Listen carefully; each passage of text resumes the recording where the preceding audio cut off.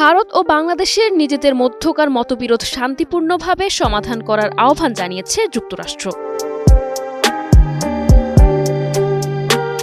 ভারতের ত্রিপুরা রাজ্যের আগরতলায় বাংলাদেশের সহকারী হাইকমিশনে হামলা ও ভাঙচুরের প্রসঙ্গে এ আহ্বান জানিয়েছে দেশটির পররাষ্ট্র মন্ত্রণালয়।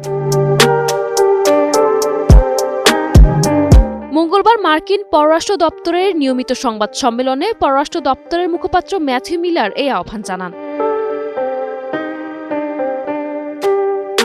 সেই সংবাদ সম্মেলনে বাংলাদেশ নিয়ে ক্রমবর্ধমান আক্রমণাত্মক বক্তব্য বিবৃতি সম্পর্কে মিলারের মন্তব্য জানতে চাওয়া হলে মিলার বলে, উভয় পক্ষ তাদের মতবিরোধ শান্তিপূর্ণভাবে সমাধান করবে, এমনটাই আমরা দেখতে চাই।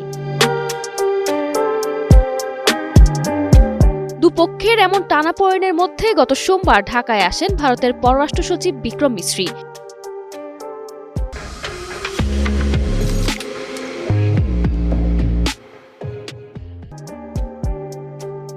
সফরকালে অন্তর্বর্তী সরকারের প্রধান উপদেষ্টা ডক্টর মোহাম্মদ ইউনুস, পররাষ্ট্র উপদেষ্টা মোহাম্মদ তৌহিদ হোসেন এবং পররাষ্ট্র সচিব মোহাম্মদ জসিমউদ্দিনের সঙ্গে দেখা করেন। এ সময় ঢাকার সঙ্গে সম্পর্ক উন্নয়ন ও দুই প্রতিবেশীর মধ্যকার সম্পর্ক জোরদারে সম্মিলিত ও সমন্বিত প্রচেষ্টায় নয়াদিল্লি আগ্রহী বলে জানান বিক্রম মিশ্রি।